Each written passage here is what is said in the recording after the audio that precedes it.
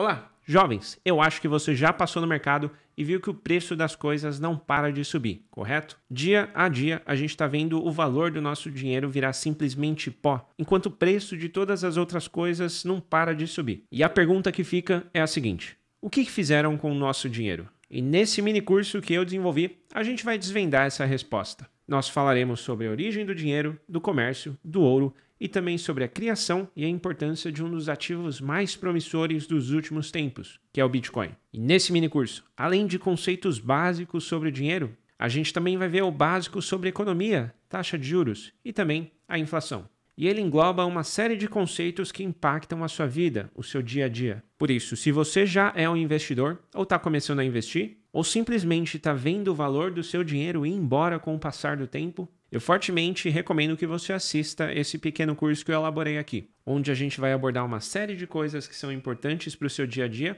e são complementares ao ato de investir.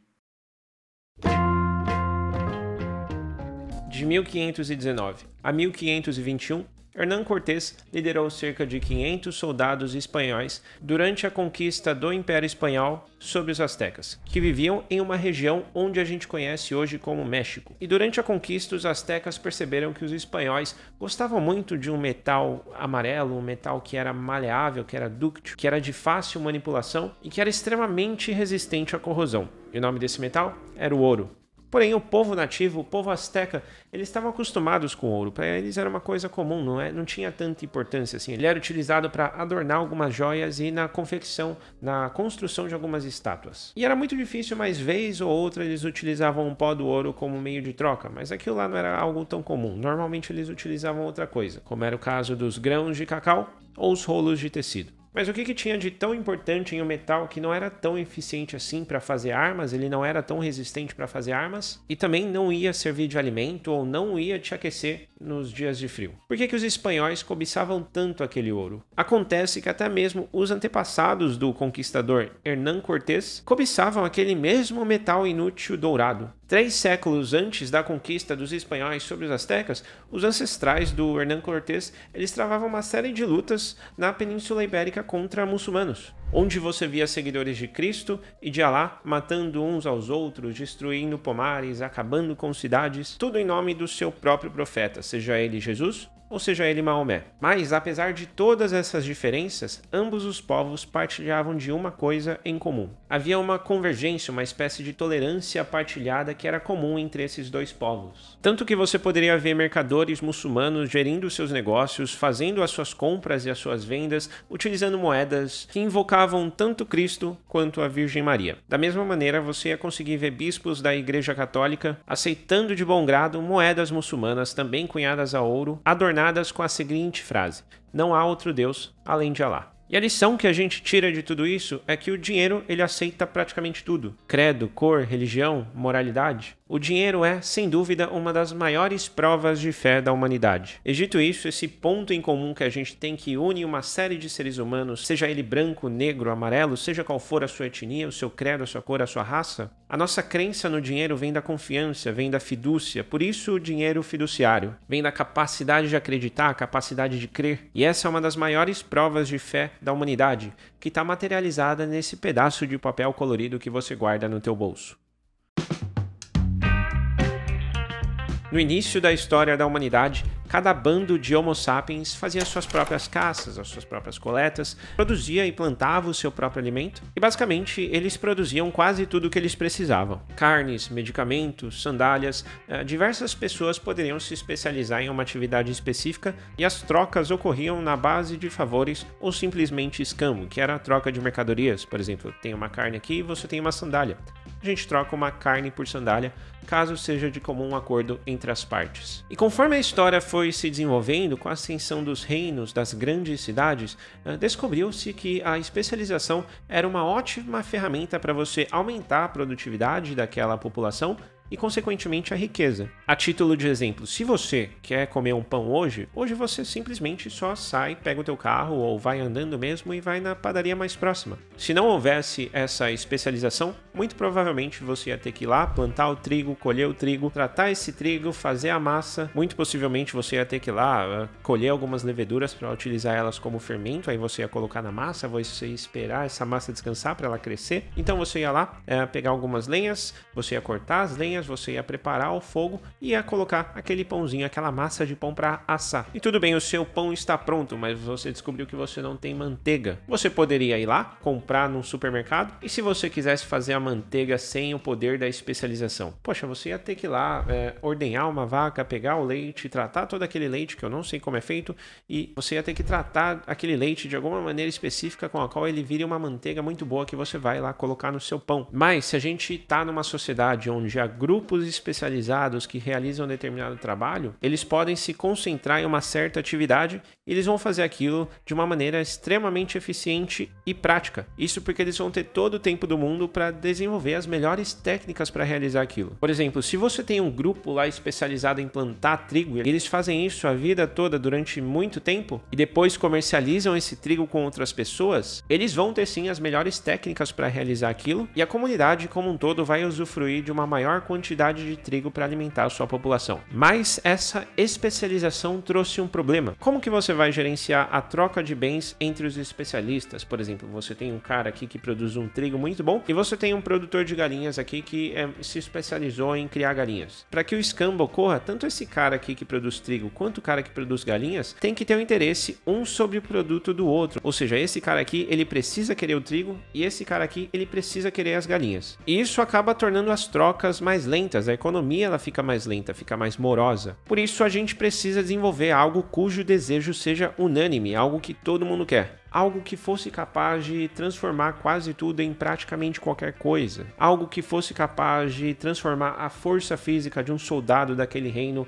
em conhecimento, uma vez que ele pega aqueles recursos e transfere para comprar um livro, para pagar uma faculdade, algum curso que ele queira. Algo que consiga transformar a saúde em salvação, uma vez que você tem um médico que presta uma série de serviços e ele pega alguma coisa e paga os seus indultos na igreja para ele eventualmente ir para o céu. Algum meio de troca que tornasse a economia daquela sociedade mais rápida, mais dinâmica, e esse meio de troca era o dinheiro. A moeda que você conhece hoje, os dólares, os euros, os reais, eles só têm valor na nossa imaginação coletiva. Você não consegue garantir alimentação, saúde e proteção da sua família apenas com um pedaço de papel colorido. O dinheiro como a gente conhece hoje, ele não é uma realidade material. Ele é mais como se fosse uma espécie de produto da nossa capacidade imaginária coletiva. Ele é uma construção dentro do imaginário coletivo. Você só aceita o dinheiro hoje porque você confia que você vai poder trocar ele por outra coisa, seja hoje ou seja no futuro. Ou seja, o dinheiro ele é a maior prova de confiança da humanidade. Tem até um vídeo do Milton Friedman que ele fala sobre um lápis, só que eu vou fazer uma analogia aqui que é muito interessante caso você queira ver esse vídeo depois no YouTube, mas é mais ou menos assim. Você pega essa caneta. Nenhuma pessoa do mundo conseguiria fazer sozinha essa caneta.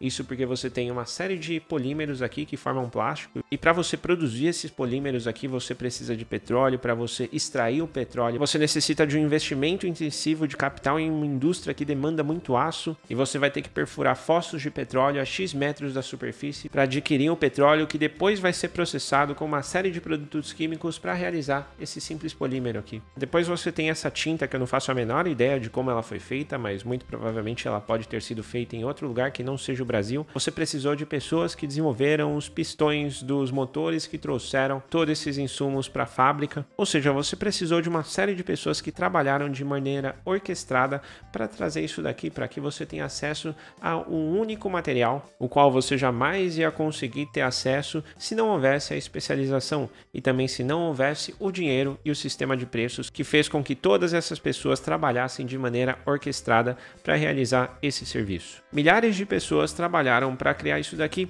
uma obra-prima, e isso só foi possível através de um sistema de confiança mútua, capaz de unir pessoas que não falam a mesma língua, que não partilham das mesmas crenças e que muito possivelmente poderiam não se dar bem se conhecessem pessoalmente. Ou seja, a moeda, o sistema de preços, a lei da demanda e oferta incentivou todas essas pessoas a produzirem isso. E o dinheiro é a ferramenta que proporciona todo esse sistema a trabalhar de maneira quase que orquestral. E quando a gente fala sobre dinheiro, ele tem 3 características singulares. A primeira é, ele é um meio de troca, ou seja, você consegue utilizar para trocar por alguma coisa. Você consegue pegar uma nota de R$5 e comprar alguma coisa no mercado, por exemplo. Ele é também uma unidade de conta, ou seja, ele serve como referência para determinar o valor de algum bem. Por exemplo, uma guitarra custa R$2.000 ou R$5.000. E por fim, ele também é uma reserva de valor. Ele é utilizado para manter o seu poder de compra durante um determinado período do tempo. E ditas essas 3 características principais, eu trago uma aqui que não é muito usual as pessoas falarem sobre, mas vai ser muito interessante depois quando a gente abordar um pouquinho de criptomoedas e metaverso e NFTs, que é a fungibilidade. Mas para a gente entender o que é fungível, e é uma das características do dinheiro ser fungível, primeiro seria interessante a gente entender o que é não fungível. Imagine uma casa que você cresceu, ela tem todas as lembranças, tem aquele quarto onde você morou durante muito tempo, tem a sala que te lembra das vezes onde você jantou com seus pais, tem as marcas na parede de quando você resolveu andar de skate pela casa e acabou sujando as paredes. Ou seja, não há nenhum outro bem no mundo que guarde aquelas características. Ele é único, ele é singular, ele é não fungível. Você não pode trocar por uma outra casa e achar que vai ser a mesma coisa, ele é singular. Já o dinheiro por si, qual que é a diferença entre uma nota de R$100 e outra nota de R$100? Não tem. Elas podem ser livremente intercambiáveis entre si e elas vão ter as mesmas características. Isso é ser um bem fungível. Se eu tenho R$100 e você tem R$100, a gente pode perfeitamente trocar as nossas notas e no final vai dar a mesma coisa. Então isso são bens fungíveis. Guarde muito bem. Para ser uma reserva de valor e um meio de troca, o dinheiro ele não pode ser perecível e ele tem que ser de fácil transporte, ou seja, você tem que levar ele para lá e para cá facilmente. Ele não ia poder ser grãos de cevada, grãos de trigo ou frutas, muito porque elas perecem e ia ser muito difícil você ir levando isso para lá e para cá. Ele também não ia poder ser simplesmente pedras, porque senão qualquer um ia poder sair na rua, pegar uma série de pedras e falar, pronto, tô rico. Isso não faria nenhum sentido, ele ia poder comprar qualquer coisa com simplesmente pedras. Então ele também precede de um caráter chamado a finitude, ou seja, o dinheiro ele tem que ser finito. Deve ter um certo equilíbrio entre a quantidade de bens em uma determinada economia e a quantidade de dinheiro. Porque o dinheiro ele também é um bem que sofre a lei da demanda e oferta. Se você tem muito dinheiro, ou seja, a oferta é grande, ele passa a valer menos, então ele vai comprar menos coisas. Agora, se você tem pouco dinheiro, ou seja, a oferta é menor, o seu valor sobe e ele vai ter um poder de compra maior. Então a primeira saída para a criação de um dinheiro como a gente conhece hoje foi optar por algum metal precioso que não seria útil na construção de armas, ou seja, ele era um pouquinho mais frágil. E foi na Mesopotâmia antiga que criou-se o ciclo de prata, que equivalia a 8,33 gramas de prata. E com o passar do tempo foram encontradas algumas dificuldades, porque imagina, cada transação que você vai ter, você ia ter que pesar aquela pedra de prata para ver quantos ciclos tinha naquilo. E muitas vezes como é que você ia garantir que aquilo não era apenas um pedaço de chumbo coberto com uma fina camada de prata? Não tinha como conferir isso todas as vezes. Como é que a gente poderia resolver esse problema?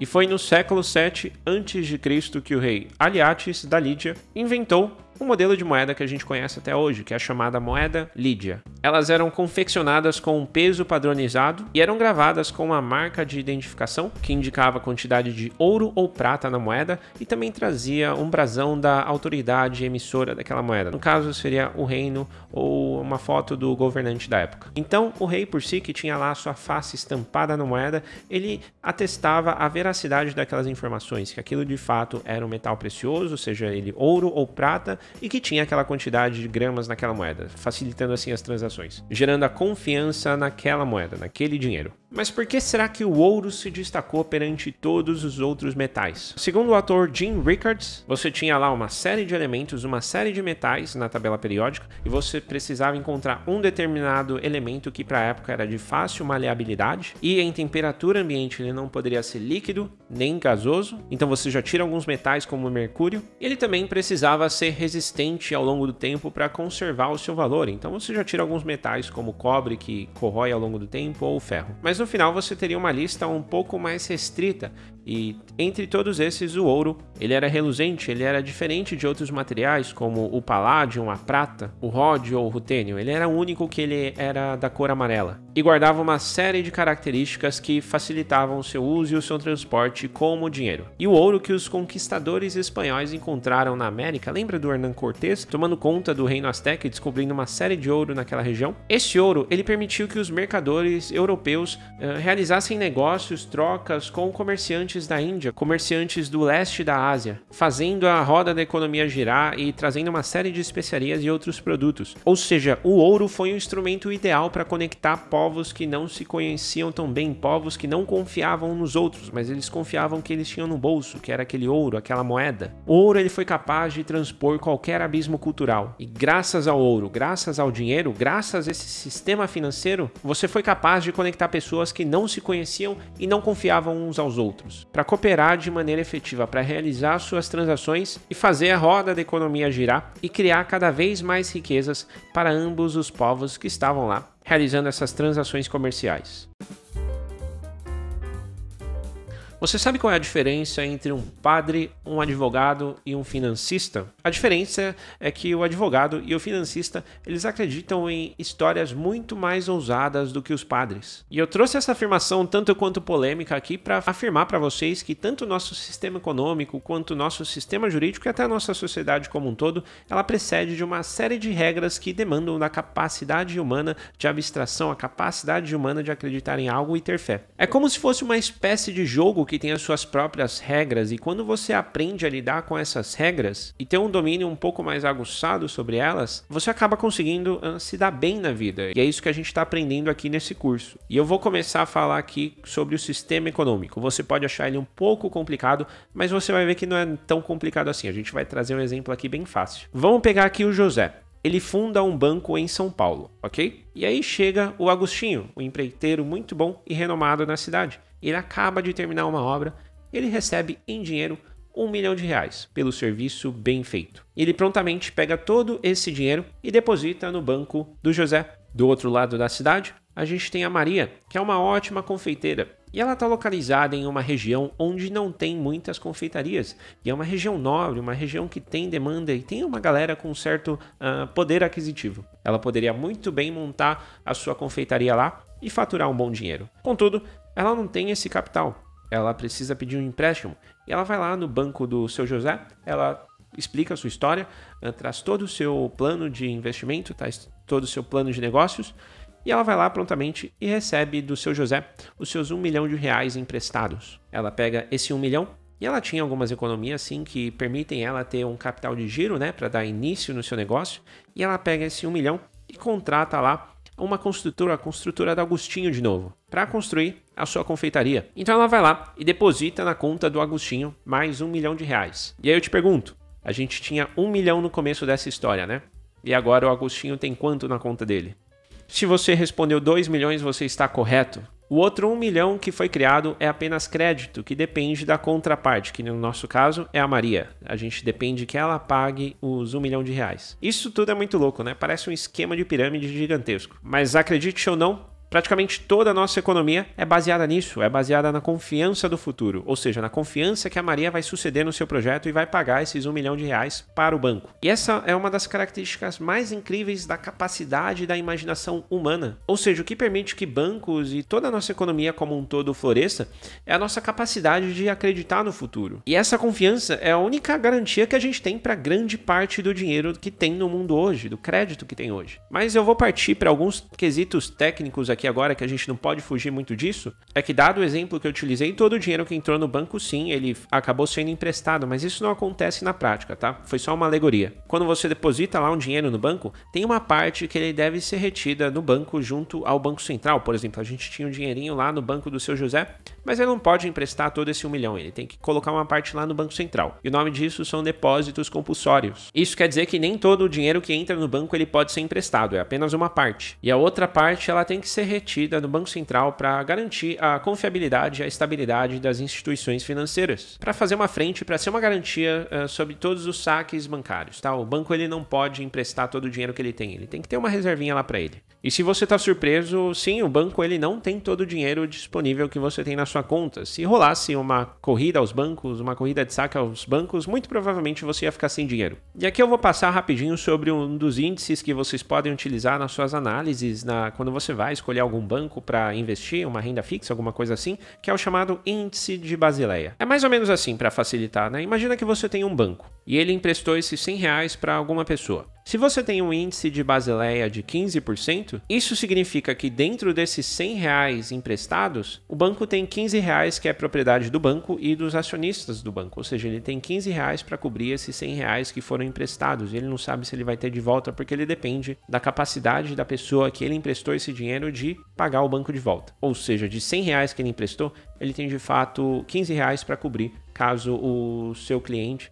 caso aquela pessoa que pegou o dinheiro emprestado não pague, não arque com seus deveres. Então, veja que, em tese, quanto maior o índice de Basileia desse banco, mais seguro ele vai ser. Porém, ele vai estar trabalhando de uma maneira mais conservadora, ele não vai estar explorando todo o seu potencial de ganhar dinheiro, porque o banco ele ganha dinheiro emprestando dinheiro para as outras pessoas e cobrando uma taxa de juros, correto? Então, se você quiser colocar o seu dinheiro na renda fixa de algum banco, talvez seja interessante você dar uma olhada nesse índice de Basileia que eu trouxe aqui para vocês. E tem um site muito interessante que você pode consultar esses índices que se chama bancodata.com.br. E agora a gente fica por aqui e a gente vai falar um pouquinho sobre os juros. A criação da moeda possibilitou algo incrível, o armazenamento do excedente de produção. Imagine um pequeno produtor chamado José, ele planta lá suas batatas, algumas batatas ele vai consumir e o excedente ele pode comercializar. E se ele não fizer isso, as batatas que ele plantou e não consumiu simplesmente vão estragar. Porém, isso não acontecia com as moedas cunhadas a ouro ou prata. Essas moedas elas conseguiam guardar suas propriedades com o passar do tempo, elas funcionavam mais ou menos como uma reserva de valor. Isso possibilitou com que os produtores acumulassem o excedente de produção. Agora você pode pegar esses recursos e se proteger para algum dia que a plantação não foi tão boa, ou caso você queira tirar alguns dias de férias, você vai ter uma certa quantidade de recursos para te cobrir. E agora, com essa poupança que estava se formando entre os produtores, teve um probleminha aí que passou a surgir, que era com relação à segurança. As pessoas elas acabavam mantendo as moedas nas suas casas, mas não era muito seguro, porque você tinha uma série de ladrões e eles poderiam facilmente roubar suas economias. Por isso, essas moedas deveriam ser guardadas em um lugar seguro. E lá estavam os ourives, que eram pessoas que estavam acostumadas a guardar uma grande quantidade de metais preciosos. E eles dispunham de toda a segurança para que as pessoas conseguissem guardar as suas moedas. Então, o seu serviço acabou sendo muito demandado. Mas esse serviço não era de graça. Ele costumava cobrar uma taxa, uma chamada taxa de custódia. Mas como que você poderia atestar que você de fato deixou aquele dinheiro, que você depositou o dinheiro nos ourives? Bom, a partir do momento que você depositava uma certa quantidade de moedas, você recebia uma espécie de recibo que indicava o valor total das moedas depositadas. E caso você quisesse, você poderia a qualquer hora ir lá e retirar essas moedas apresentando esse papel, esse certificado de depósito. E com o tempo as pessoas passaram a fazer as suas transações utilizando esses recibos que elas recebiam dos ourives para facilitar o trabalho. Ela não ia precisar ir sempre lá na ourive e trocar o seu recibo por moedas. Ela simplesmente fazia isso lá já no comércio. Então, com essa iniciativa, os ourives passaram a emitir recibos menores. Vamos lá, por exemplo, você deposita lá 10 moedas de ouro e ao invés de você receber apenas um recibo contando lá 10 moedas, você vai receber 10 recibos de uma moeda. E depois você poderia realizar suas transações, o seu comércio, utilizando esses recibos. Porque esse recibo ele era lastreado no ouro. Ele era lastreado em algum bem que estava lá depositado com os ourives. E assim tornou-se mais comum utilizar esse tipo de papel para a transação. E seria mais ou menos uma proxy do que a gente conhece como papel moeda hoje em dia.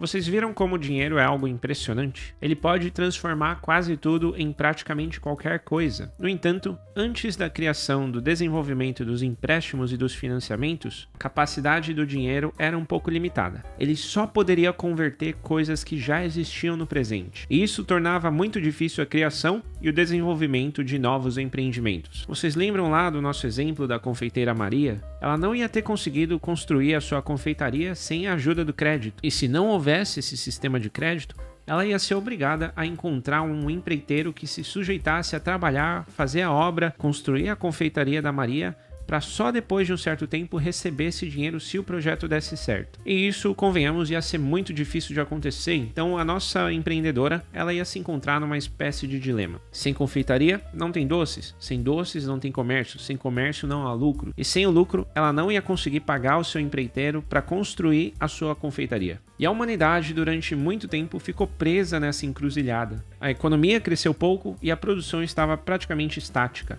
E a maneira de sofisticar esse sistema só foi descoberto na era moderna, com o surgimento de um novo sistema baseado na confiança no futuro. E essa confiança recebia o nome de crédito, que, se vocês forem dar uma olhada na etimologia, o que de fato quer dizer essa palavra, que significa confiança, ou segurança na verdade de alguma coisa. Basicamente, assim como vocês vêm percebendo aqui ao longo do curso, puramente a crença. O crédito, ele permite trazer coisas que estão lá no futuro para os dias atuais. É basicamente confiar que o futuro será melhor do que o presente, que a quantidade de riqueza não vai permanecer estática, que o futuro ele vai ser mais produtivo, ele vai ser melhor do que é hoje. E essa capacidade de acreditar em algo fez com que a humanidade visse florescer diversos novos negócios. A confiança no futuro gerou crédito que possibilitou a construção de novas confeitarias, que gerou novos empregos, que gerou novos bolos, que fez com que Maria pagasse os seus débitos e aumentou a confiança no futuro e gerou mais crédito, que fez com que novos negócios fossem construídos e mais empregos fossem criados. Isso gerou uma espécie de roda da prosperidade.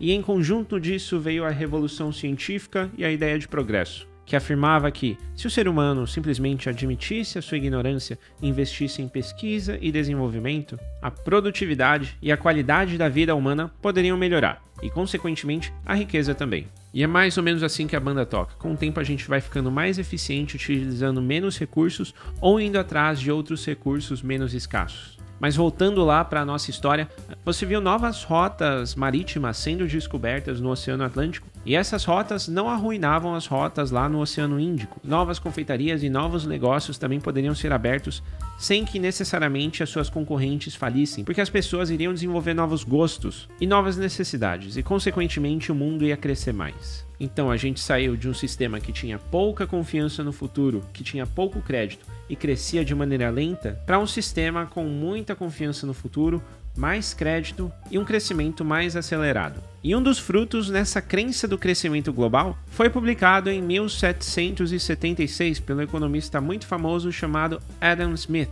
que publicou A Riqueza das Nações, um dos grandes clássicos da economia. E ele afirmava que quando um proprietário de terras ou um sapateiro tem mais lucro do que ele precisa, movido pela sua ganância, ele utiliza esse excedente para criar uma nova sapataria ou novos negócios. E isso vai acabar gerando mais empregos. E com mais empregos você vai ver uma quantidade maior de produtos na nossa economia.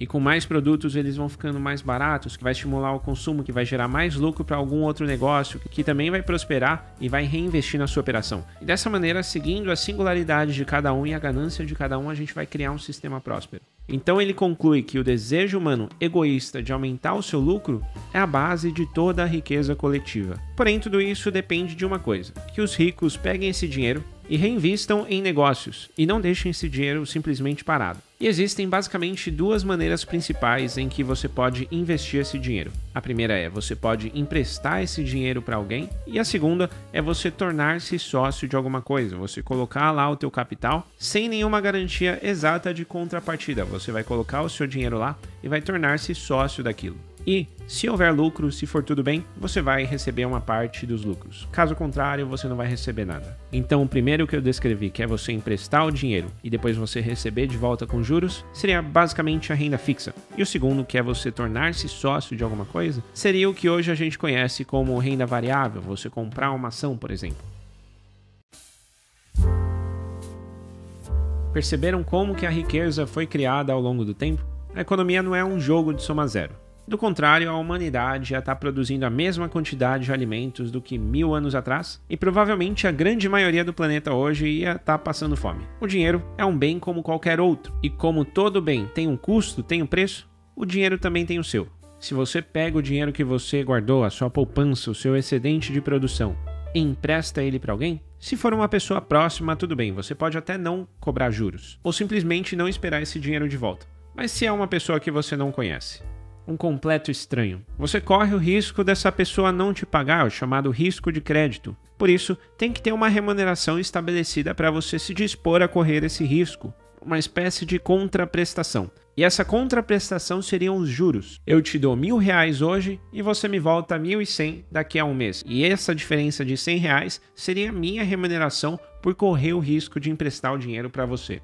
E esses juros eles podem se dar de maneira simples ou de maneira composta. Vamos utilizar aqui o exemplo da dívida de R$1.000, correto? Se forem juros simples de 10% ao mês, você sempre vai pagar 10% em cima dos 1.000 que você pegou emprestado lá no início. Então, decorrido o primeiro mês, a sua dívida vai ser de 1.100, depois do segundo mês, 1.200, 1.300 e assim por diante. Agora, se forem juros compostos, por exemplo, você pega lá a dívida inicial de 1.000, depois de um mês vai ser 1.100, depois de 2 meses, 1.210 e depois de 3 meses, 1.331. Ele vai incidindo juros sobre juros e o seu saldo devedor ele cresce de maneira praticamente exponencial. E praticamente tudo que a gente faz hoje na nossa economia é baseado nos juros compostos, quando você faz um financiamento, um empréstimo, qualquer coisa. E aqui eu te apresento as duas primeiras fórmulas do nosso curso. M é igual a C vezes 1 mais I vezes T. O M seria o montante total, que seria basicamente o montante total devido. O C seria o capital inicial, ou seja, o que você pegou de empréstimo lá no início. O I seria a taxa de juros e o T seria o tempo decorrido, quantos meses correram. Agora, se você pega a fórmula de juros compostos, seria M é igual a C vezes 1 mais I elevado a T. Então, seguindo lá o nosso exemplo de R$1.000 emprestados, se eles forem pagos após 3 meses a uma taxa de juros de 10% ao mês, você vai ver lá, M seria igual a 1.000 vezes 1 mais 0,1, que seriam os 10%, correto? Elevado a 3, que seria o nosso período analisado, de 3 meses. Então, no final, daria 1.331. E a curva de juros compostos cresce de maneira muito mais rápida do que a de juros simples, porque você tem esse efeito cascata de juros sobre juros. É o efeito dos juros compostos que você vai aprender a utilizar ao seu favor.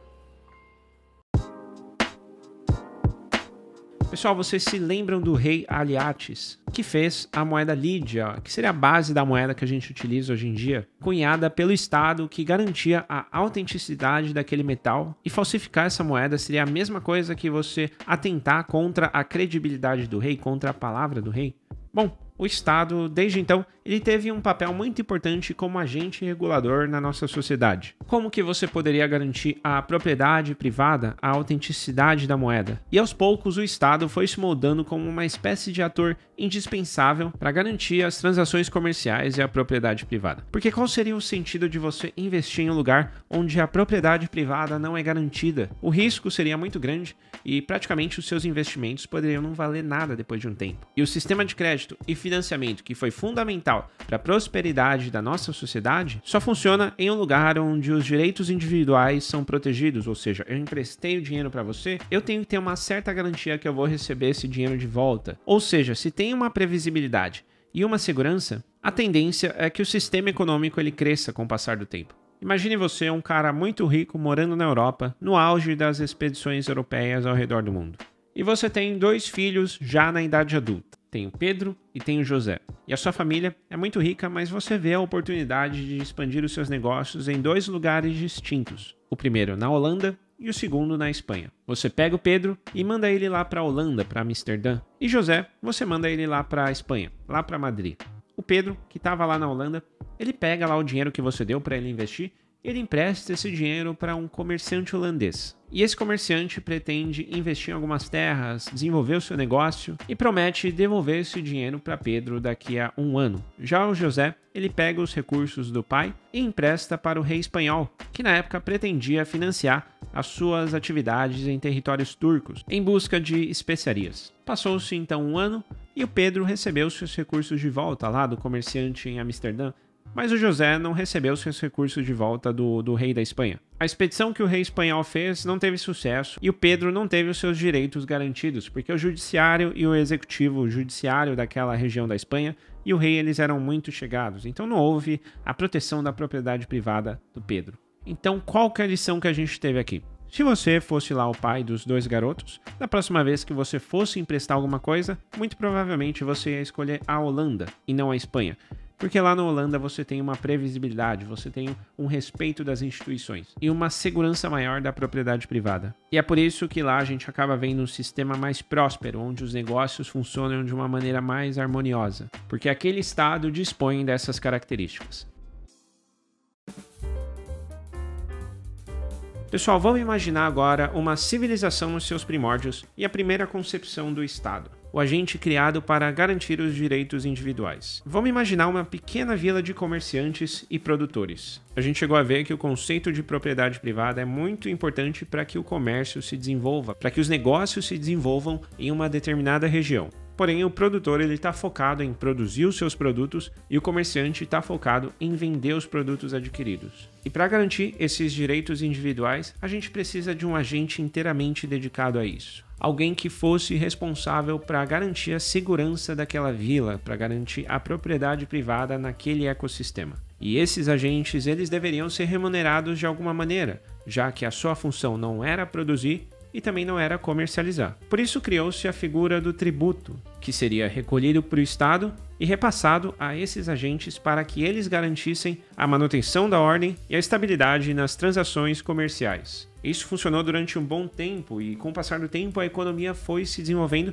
e o Estado se viu na obrigação de adquirir novas atribuições. Antes, ele se limitava a garantir apenas os direitos da vida, liberdade e propriedade, e aos poucos ele foi entrando em outros serviços, como o serviço postal, o serviço de saneamento básico, de transporte, entre outros. Mas o que acontece? Nem sempre esses recursos que eram adquiridos via tributos eram utilizados da maneira mais eficiente possível. Havia muito desperdício e esses agentes públicos eles recebiam valores que destoavam da iniciativa privada, eles recebiam valores bem mais altos. E as contas desse estado quase nunca batiam, eles gastavam mais do que arrecadavam. Então, eventualmente houve a necessidade de aumentar os tributos, de aumentar os impostos. E esse aumento acabou gerando um certo descontentamento com o pessoal da vila. Os impostos eles incidiam sobre o produto e os produtos acabaram ficando mais caros. E com produtos mais caros, a demanda era um pouco menor. E com a demanda menor, a economia dava aquela esfriada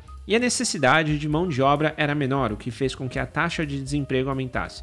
E essa sistemática que eu acabei de exemplificar para vocês é o que a gente chama de política fiscal restritiva, que seria mais ou menos assim: o aumento da tributação torna as coisas mais caras, o que acaba diminuindo a atividade comercial e, por consequência, arrefecendo a economia. Então, um exemplo de política fiscal restritiva é você aumentar o tributo, porque aí você vai dar aquela segurada na economia, você vai dar aquela esfriada no sistema econômico como um todo. Mas o Estado ele continuou sem ajustar as suas contas e, com a atividade econômica mais fraca, ele também não conseguia arrecadar a mesma quantidade de tributos que ele arrecadava antes. Mas ele não ia poder aumentar a carga tributária, porque toda a vila já estava descontente, eles estavam pagando muitos impostos.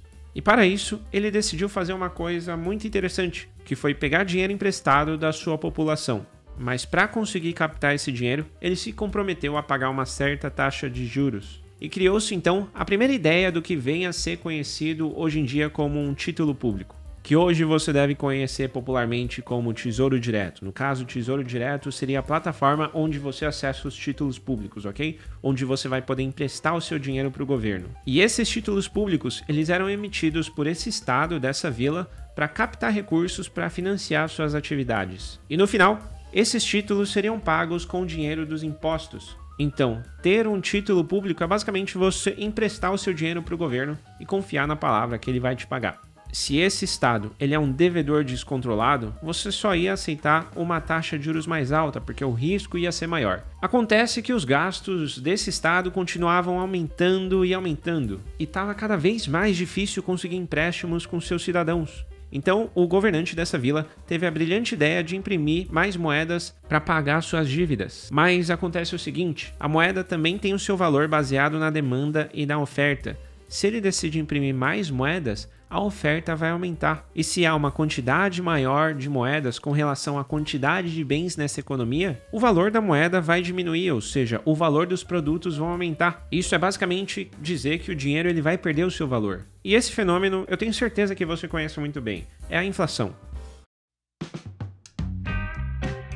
Lembra que a gente falou sobre o excesso de gastos por parte do Estado, e isso acabava enfraquecendo a nossa economia porque os impostos iriam aumentar, você ia demandar uma taxa de juros mais alta, e no limiar dessa situação, quando o governo resolve imprimir mais dinheiro, ocorre a chamada inflação. Bom, aí eu te pergunto, quando a gente chega nessa situação, para onde vai parar todo esse dinheiro que foi impresso? Esse dinheiro foi parar na mão do próprio Estado, que utilizou esses recursos para pagar suas dívidas. Logo, a pessoa que tinha uma poupança e emprestou esse dinheiro para o Estado, ela recebeu esse dinheiro de volta com adicional de juros e ela conseguiu sim se proteger da inflação. Já aquela pessoa que era mais pobre, que não conseguia poupar uma grande parte da sua renda, como ela não conseguia poupar, ela também não conseguiu investir, ela não conseguiu emprestar o seu dinheiro para o governo. Então ela não foi capaz de se proteger tanto da inflação como aquela pessoa que tinha muitos recursos. E por isso que tem a expressão imposto inflacionário. O governo ele acaba se beneficiando da inflação em detrimento dos mais pobres. Ou seja, em um processo contínuo de inflação, os governos acabam confiscando uma parte significativa da riqueza dos seus cidadãos. Embora esse processo empobreça uma série de pessoas,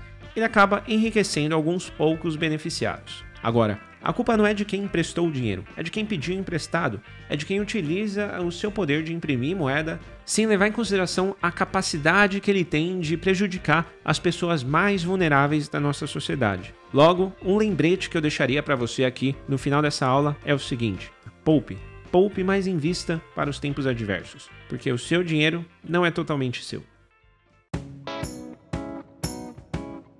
Pessoal, vocês se lembram dos títulos públicos que seriam pagos com dinheiro dos impostos? Então, ter um título público é basicamente você confiar na palavra do governo. Se o governo é um gastador descontrolado, você só ia aceitar carregar esses títulos públicos se você recebesse uma taxa de juros alta.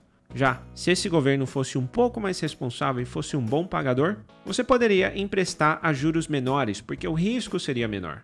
Agora, vamos imaginar que você tem uma confeitaria e ao longo dos anos você conseguiu construir uma boa base de clientes. Você conseguiu juntar uma certa economia, então você tem um dinheiro lá para investir.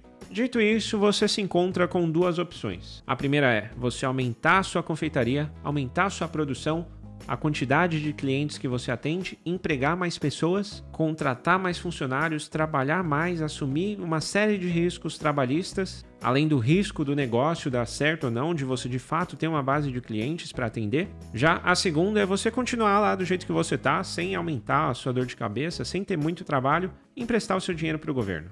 E se as taxas de juros que o governo está pagando são altas, o que você vai fazer? Você vai arriscar iniciar uma nova operação ou você vai simplesmente emprestar o seu dinheiro para o governo e deixar ele rendendo lá uma taxa de juros relativamente alta? Mas é lógico que você vai emprestar o seu dinheiro para o governo, né? Que você vai deixar o seu dinheiro lá no Tesouro Direto, com uma previsibilidade do que você vai receber sem tanta dor de cabeça. E é por isso que os juros que o governo se compromete a pagar está diretamente atrelado à taxa de desemprego que a gente encontra na nossa economia. Se as taxas de juros estão mais altas, o investidor não tem nenhum incentivo para reinvestir no seu negócio, ele simplesmente deixa o seu dinheiro rendendo, seria o paraíso da renda fixa. Como o pessoal gosta de dizer, assim, o paraíso dos rentistas. Então, o aumento de gastos do governo mina a confiança daquele pessoal que vai emprestar o dinheiro, o que acaba resultando numa taxa de juros muito alta. E isso acaba enfraquecendo a nossa economia, aumentando a taxa de desemprego. Já, quando você tem contas controladas que te permitem ter uma taxa de juros mais baixa, isso tende a tornar menos vantajoso você deixar o teu dinheiro aplicado no Tesouro Direto ou numa renda fixa e você vai reinvestir no seu negócio, o que acaba acelerando a economia e gerando mais empregos. Isso que eu acabei de explicar para vocês aqui é uma introdução básica do que seria a chamada política monetária. Ela pode ser expansionista, ou seja, tende a expandir a economia, a tornar a economia mais aquecida com juros mais baixos, ou ela pode ser contracionista, onde ela visa diminuir a economia, dar aquela arrefecida na economia, com taxas de juros mais altas, porque aí não vai ser tão vantajoso você iniciar um negócio próprio, ou expandir o seu negócio. Então percebam que nessa altura vocês já sabem um pouco sobre o que é política fiscal e o que é política monetária. Eu acho que isso vai te ajudar bastante a entender os noticiários. Pessoal, o que acontece quando as taxas de juros estão mais baixas? A economia ela fica mais aquecida, correto? E a economia mais aquecida quer dizer mais demanda.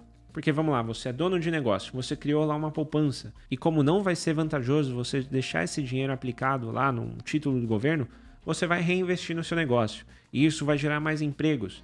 E mais empregos vai gerar mais consumo, e esse consumo vai gerar um aumento na demanda.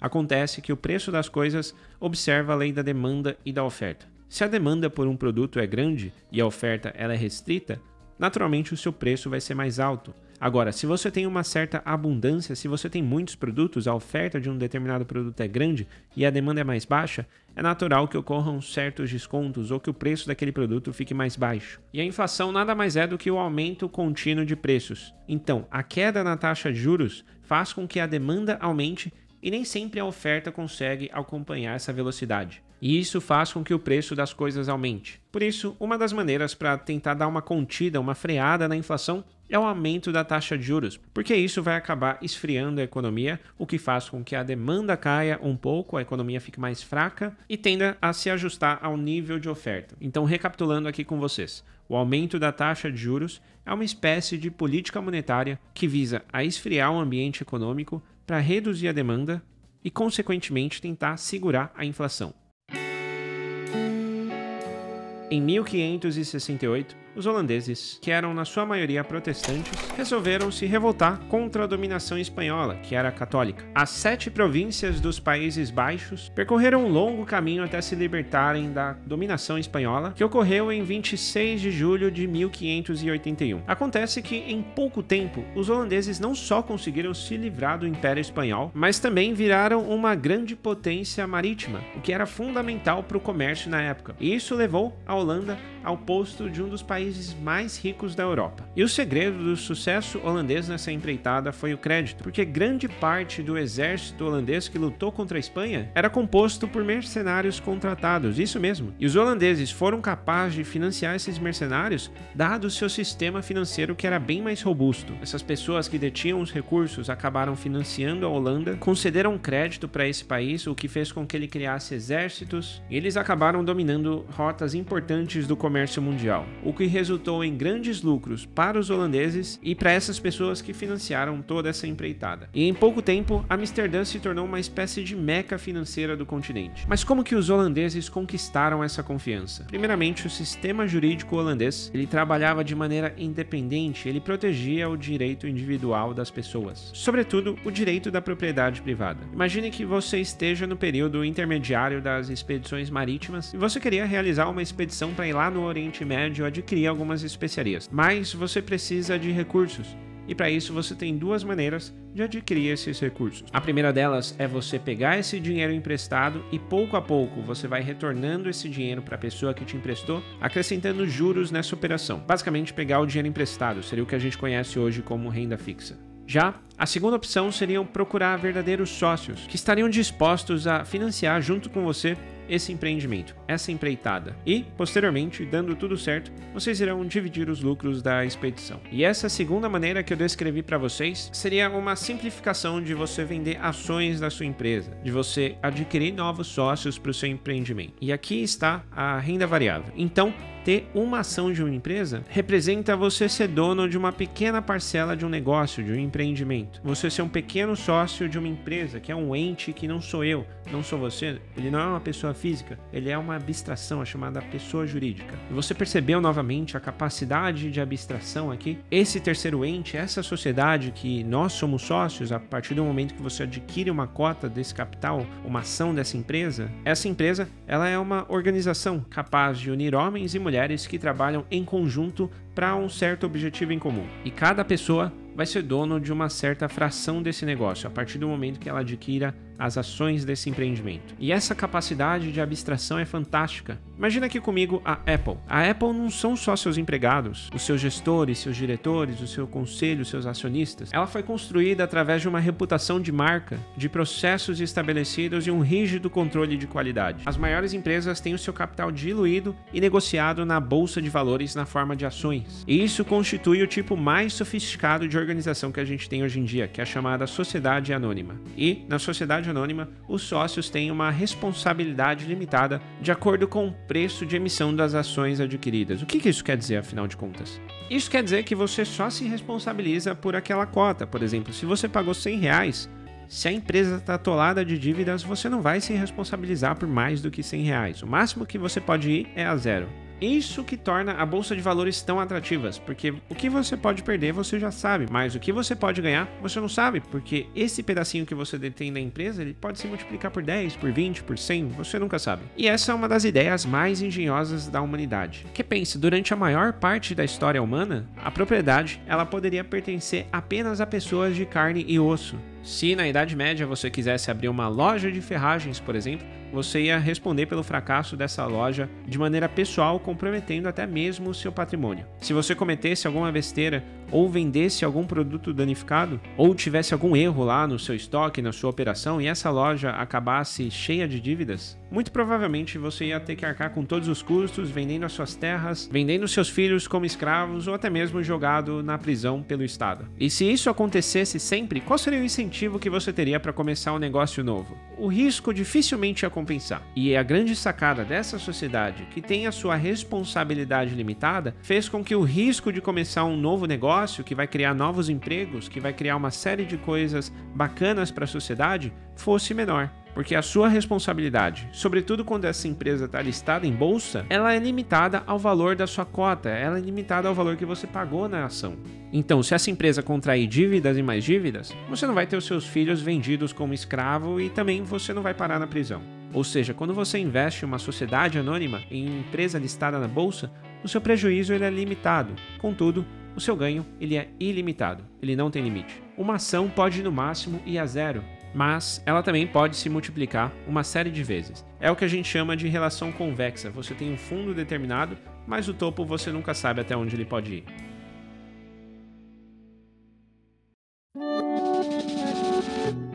Bom, vocês já viram que há uma autoridade central que emite moeda, correto? E com o tempo, o ouro foi guardado em ourives que emitiam papéis que deram origem ao que a gente utiliza hoje como papel moeda. E com o tempo, criou-se então a chamada moeda nacional, um tipo de papel emitido pelo Estado que representava uma certa quantidade de ouro, e esse pedaço de papel poderia ser trocado por ouro em algum banco central. A título de exemplo aqui, uma nota de 100 marcos alemães, ao final do século XIX, equivalia a 36 gramas de ouro. Ou seja, a moeda nacional ela era lastreada no ouro, e os bancos centrais que emitiam essa moeda nacional, eles respeitavam essa conversibilidade. Esse padrão vigorou muito bem no sistema monetário internacional, desde o século XIX até o final da Primeira Guerra Mundial. E foi durante a Primeira Guerra Mundial que a gente acabou vendo uma das utilizações mais perversas da moeda nacional, que foi para financiar a guerra. Potências como Estados Unidos, Reino Unido, a França, a Alemanha praticamente desmantelaram o padrão ouro por conta de gastos exagerados, dando início ao padrão dólar-ouro. E quem mais se deu mal nesse conflito, sem dúvidas, foi a Alemanha, que foi uma das derrotadas da Primeira Guerra. E ao final do conflito, a quantidade de dinheiro em circulação na Alemanha foi praticamente quadruplicado. E os preços tinham subido em média pelo menos uns 140%. E no final, quem pagou a conta foi o povo. A desvalorização foi imensa, $1 chegou a valer pelo menos 4,2 trilhões de marcos alemães. E ninguém confiava mais na moeda alemã, que foi impressa aos trancos e barrancos justamente para financiar esse conflito. E a história foi se desenvolvendo, aconteceu a Segunda Guerra, onde você teve os países aliados, que seria a França, o Reino Unido, os Estados Unidos e a União Soviética, contra os países do eixo, que seria a Itália, a Alemanha novamente e o Japão. E o nosso intuito não é abordar as causas desse conflito, mas sim as consequências no ponto de vista econômico, mas os Estados Unidos saíram desse conflito como uma grande potência econômica e bélica, muito por conta da sua vantagem geográfica, ela estava bem distante do conflito. E, na conferência de Bretton Woods, fica estabelecido um novo padrão monetário internacional, que seria o padrão dólar-ouro. A maior potência capitalista, os Estados Unidos, garantia, por conta da sua força econômica e militar, que $35 poderiam ser trocados por uma onça Troy, que equivalia a 31,1 gramas de ouro. O governo dos Estados Unidos garantia a qualquer pessoa, instituição ou banco central que o dólar, a sua moeda, poderia ser convertida em ouro, que havia uma reserva de ouro para cada nota de dólar impressa. Bom, acontece que a Europa estava devastada e os Estados Unidos estava com seu parque fabril com as suas indústrias intactas. Mas na década de 60, algumas potências foram se recuperando e a supremacia americana começou a sofrer certas ameaças de potências econômicas emergentes, como a Alemanha e o Japão. Eu não estou falando aqui de ameaças bélicas, tá? Eu estou falando aqui de ameaças econômicas, de empresas que estavam se desenvolvendo e estavam brigando por mercados que eram de dominância norte-americana. E os Estados Unidos via a ameaça do comunismo, com a União Soviética, com a China, com o Vietnã e com Cuba. E a Guerra Fria fazia com que os Estados Unidos gastassem muito dinheiro. Isso em um período onde a economia americana começava a dar certos sinais de crise. E a crença que garantia que $1 equivalia a uma certa quantidade de ouro, que elas eram conversíveis, ia perdendo a sua credibilidade. Então, em 1971, o então presidente Richard Nixon acabou com essa paridade, dando praticamente um calote no mundo todo. E daí por diante, a moeda norte-americana e todas as outras moedas estatais seriam apenas moedas fiduciárias ou fiat currencies, que do latim significa faça-se, ou cumpra-se, ou simplesmente a fé. E no fim, a moeda que você utiliza hoje em dia é praticamente a credibilidade que você dá ao Banco Central do estado onde você se situa. Então é uma mistura de sistema de crenças com um sistema de curso forçado. E esse curso forçado seria basicamente um curso que é imposto a você, porque no final das contas você tem que pagar os seus impostos aqui no Brasil em reais. Então o dinheiro que você carrega hoje no bolso é simplesmente uma nota de confiança que você dá na autoridade emissora de moeda do seu país. No nosso caso, o Banco Central, que tem metas de inflação muito bem estabelecidas, mas que quase nunca são cumpridas. Bom, pessoal, vocês já têm uma bela noção do que é dinheiro e do que ele representa. E também já sabem um pouco sobre política fiscal e política monetária. Só recapitulando aqui, se o governo gasta demais, seria uma política fiscal expansionista. E se o governo tributa demais, seria uma espécie de política fiscal contracionista. Já uma taxa de juros baixa significa política monetária expansionista, já que o crédito vai ficar mais barato e as pessoas vão ser inclinadas a investir em ativos mais arriscados. Então, nesse cenário de taxa de juros baixa, não compensa você deixar o seu dinheiro parado. Então, por isso que quando a taxa de juros está baixa, os ativos de risco, as ações, elas tendem a estar em alta. Investir na bolsa acaba se tornando um pouco mais popular. Do contrário, quando a gente tem uma política monetária contracionista, ou seja, taxa de juros alta, aí os empréstimos passam a ficar mais caros, compensa você deixar o seu dinheiro parado porque ele vai estar rendendo uma taxa de juros maior. E investir na bolsa e em negócios na vida real passa a ser menos atrativo. Uma porque os empréstimos vão estar mais caros e outra porque a renda fixa vai estar pagando mais. Enfim, você já tem uma boa base da dinâmica do nosso mundo e dos ciclos de mercado. E passando para os dias de hoje e a maneira com a qual o mundo se comportou, eu vou falar um pouquinho aqui com vocês sobre os resultados da crise de 2008, chamado estouro da bolha do subprime norte-americano. Eu vou tentar ser bem breve aqui porque tem uma série de vídeos onde você pode ver esse assunto de uma maneira mais aprofundada, mas longa história curta. Imagine que você queira comprar uma casa. Então você vai e faz um financiamento bancário. O banco te empresta o dinheiro, você vai, compra a casa e fica morando nela, pagando aquele financiamento para o banco. Se você não cumprir com o seu dever, se você não pagar o seu financiamento, logo o banco vai tirar a casa de você. Acontece que para você realizar esse financiamento, o banco faz uma série de análises sobre o seu crédito. Se você é um bom pagador, se você é uma pessoa organizada com as suas finanças, se vai compensar para o banco assumir o risco de emprestar o dinheiro para você. Então vocês podem ver que tem um risco aí nessa operação. Mas tudo bem, vamos imaginar que você conseguiu financiar. Então o banco te dá dinheiro e o banco detém um título contra você, porque você vai ter que pagar esse dinheiro de volta ao banco. E o banco pegava uma série desses financiamentos e juntava no chamado CDO. Esse CDO tinha vários financiamentos dentro dele e ele era repartido e vendido para investidores ao redor do mundo. E o governo decidiu estimular esse setor e subsidiar algumas dessas empresas. Dívidas e mais dívidas foram sendo emitidas, financiamentos foram sendo emitidos e não havia essa análise de crédito rigorosa, era praticamente feito às coxas. O dinheiro era emprestado para qualquer um, e já que o dinheiro era emprestado para cada um, as casas estavam sendo mais demandadas, então seu preço aumentava. E no final, a falta de capacidade de pagamento dos devedores acabou gerando uma espécie de efeito dominó. E tinha vários bancos e instituições financeiras que tinham uma série desses títulos ruins em mãos. E o negócio foi tão exagerado, estava tão espalhado na nossa economia, que uma série de grandes bancos norte-americanos estavam prestes a quebrar. E um deles de fato quebrou, que foi o Lehman Brothers. E há diversos vídeos contando a história da crise de 2008, e um ótimo filme que eu recomendo que vocês assistam é o The Big Short. Mas o meu intuito principal aqui vai ser abordar o que aconteceu depois da crise. Houve o resgate por parte do Banco Central norte-americano. O Fed estava comprando títulos podres dos bancos, títulos e ativos financeiros que não valiam nada, e ele também reduziu a taxa de juros, dando início a uma das eras mais longas do chamado Quantitative Easing. O governo pegava esses títulos ruins, comprava dos bancos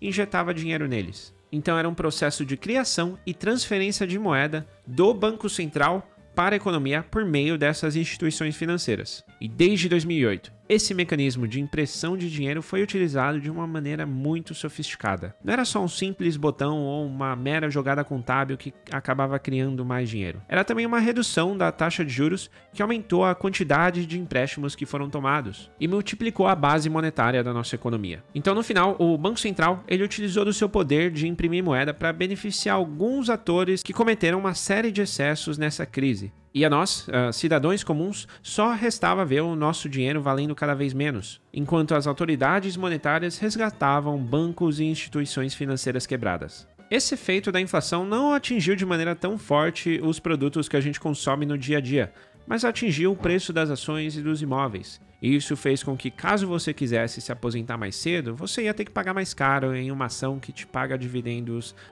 periodicamente. Então a sua capacidade de construir uma renda passiva ela foi prejudicada. E o resultado de todo esse exagero, a gente está vendo agora. A inflação, a perda do poder de compra da população que, como vocês sabem, afeta de maneira mais intensa os mais pobres. E o que eu quero que você entenda aqui é que o seu dinheiro não é seu de fato. A cada unidade monetária que é impressa, sem que a produção acompanhe, é uma parte do seu dinheiro que perde valor. O real mesmo, segundo os dados do Sindifisco, desde 1994, já perdeu boa parte do seu poder de compra, algo em torno de 85%. E a gente não sabe quantos reais ou dólares serão impressos e jogados na nossa economia ao bel prazer dos governantes ou dos donos do poder. Porque o dinheiro não é algo material de fato, ele é mais como se fosse uma confiança coletiva. E você confiaria em um dinheiro que não tem as suas regras bem definidas? Um dinheiro que depende da credibilidade de um único nó central? Eu acho que vocês entenderam que o sistema monetário que a gente está hoje em dia, ele é relativamente novo na história da humanidade. Pelo menos quando a gente compara a história do ouro ao longo dos anos. Houve sim uma série de avanços e pontos positivos, e a gente está num ponto muito importante da história, que é a criação do Bitcoin, que eu particularmente acredito que pode vir a ser algo muito significante lá no futuro. E eu, agora falando da minha opinião pessoal, eu não deixaria de me expor minimamente a esse tipo de ativo. Dado todo esse contexto histórico que a gente viu até aqui,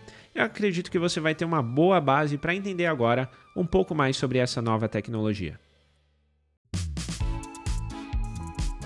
Com o tempo, os estados, esses agentes que eram responsáveis por garantir a propriedade privada e facilitar o comércio entre as pessoas, descobriram que o melhor meio para aumentar o seu poder se dava justamente pela depreciação da moeda. A Primeira Guerra, conforme eu falei aqui para vocês, que foi financiada pelo endividamento público e pela impressão de dinheiro, é um dos grandes exemplos do tipo de exagero que você pode ter quando você dá um poder tão grande assim para uma única autoridade. Então, uma coisa precisaria ser feita para tirar esse poder da mão do Estado. Caso contrário, o que a gente ia ver é uma série de ciclos econômicos infinitos de guerra e inflação. A moeda, que a gente conhece, ela precisava ser reformada de alguma maneira. E os governos e cartéis bancários não tinham nenhuma motivação para fazer isso, porque eles se beneficiavam desse sistema. E o jogo mudou em 2008, quando então o pseudônimo Satoshi Nakamoto criou um tipo de tecnologia que ia revolucionar a moeda como a gente conhece hoje em dia. O Satoshi Nakamoto, ele jogou o chamado White Paper do Bitcoin, um documento que explicava como que funcionava a tecnologia, como que funcionava aquele protocolo, com os dizeres no final,